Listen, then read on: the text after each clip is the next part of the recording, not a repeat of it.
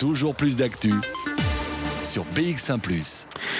Bruegel, le régulateur bruxellois du marché de l'eau et de l'énergie, a donc donné son feu vert. Il approuve les augmentations de tarifs souhaitées par l'entreprise Vivaqua. Bonjour Vanessa Lhuillier. Bonjour. On va faire le point sur ce dossier avec vous. Ça veut dire que le tarif de l'eau va augmenter de 15% l'année prochaine et que le consommateur le verra sur sa facture dès le début de l'année. Oui, cela faisait 7 ans tout de même que le prix de l'eau n'avait pas augmenté dans la capitale. Alors récemment déjà, votre facture était devenue trimestrielle et plus annuelle pour éviter les impayés. Mais à partir du 1er janvier 2022, eh bien, le prix va donc augmenter. C'était une demande de Vivaqua introduite durant cet été auprès de Bruegel. Pour Vivaqua, le coût réel en fait, de la distribution n'est plus couvert par le tarif en vigueur.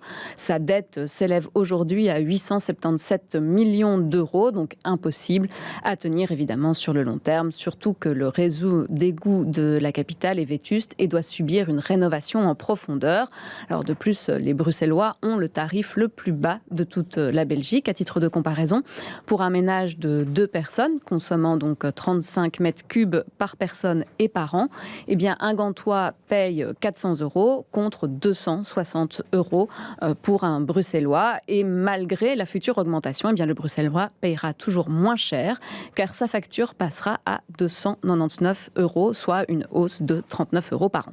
Alors pour une personne seule, on passera donc de 164 euros à 199 euros et pour un ménage de 4 personnes, de 495 à 760 euros, toujours avec la consommation de 35 mètres cubes par an et par personne. Mais en 2023, il faudra ajouter aussi l'indexation jusqu'en 2026. Alors pour Julie Frère de Testachat, eh bien, l'augmentation est justifiée, mais la période, évidemment, n'est pas favorable pour les consommateurs. L'augmentation, on peut le dire clairement, elle arrive à un mauvais moment. Elle arrive à un moment où on est à plus de 5% d'inflation et où les prévisions, on n'est pas encore tout à fait certain du moment où on va retomber sous un niveau d'inflation de 2%. On parle seulement de fin 2022. Donc, on est dans un contexte difficile. Donc, clairement, une augmentation de la facture d'eau, ce n'est pas bienvenu. Par contre, on sait aussi que cette augmentation va s'accompagner d'un tarif social, d'une baisse du tarif social et qu'il y a des mesures d'accompagnement pour les ménages les plus précarisés sur la table. On sait aussi qu'on va parler de tarifs linéaires et non plus de tarifs progressifs, ce qui va aussi permettre une meilleure prévisibilité des factures à venir. Donc, il y a des éléments positifs. À Bruxelles, on sait qu'il y a environ un ménage sur 4 en difficulté qui va bénéficier de ce tarif social. Donc, si ce tarif social est efficace, si les mesures d'accompagnement sont efficaces, je rappelle quand même que les niveaux de facture d'eau à Bruxelles sont vraiment beaucoup moins élevés que ceux de la Flandre et de la Wallonie.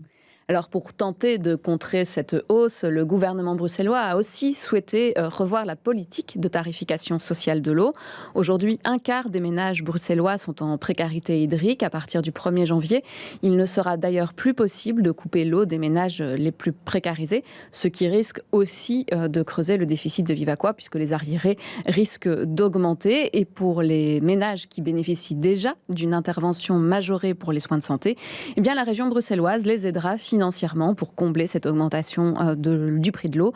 Le montant sera un forfait calculé en fonction du nombre de personnes dans le ménage.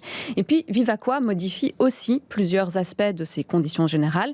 Elle devra notamment prévenir 72 heures avant de 48 heures, avant la coupure d'eau, multiplier par 2 les délais de paiement et proposer une facturation par voie électronique dès 2023. Mais est-ce que finalement toutes ces modifications seront suffisantes ? En tout cas, pour le député Défi, Emmanuel Debock, on ne s'attaque pas au véritable problème de Vivaqua. Moi, je suis assez déçu de cette augmentation et que le vrai enjeu, c'est avant tout d'abord de réformer une intercommunale. Et c'est pas d'abord d'aller chercher des recettes, c'est aussi de faire des économies sur les dépenses.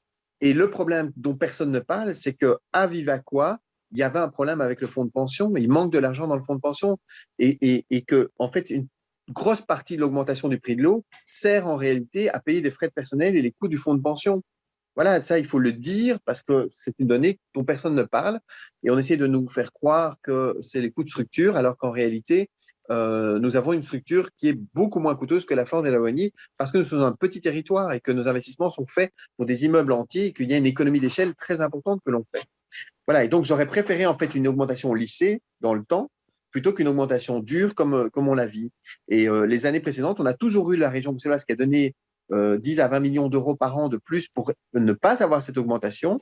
On connaît les finances aussi de la région bruxelloise qui ne reproduisent plus effectivement cette dotation.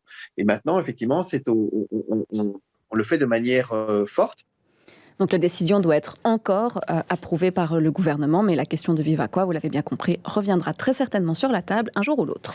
Merci beaucoup Vanessa Lullier.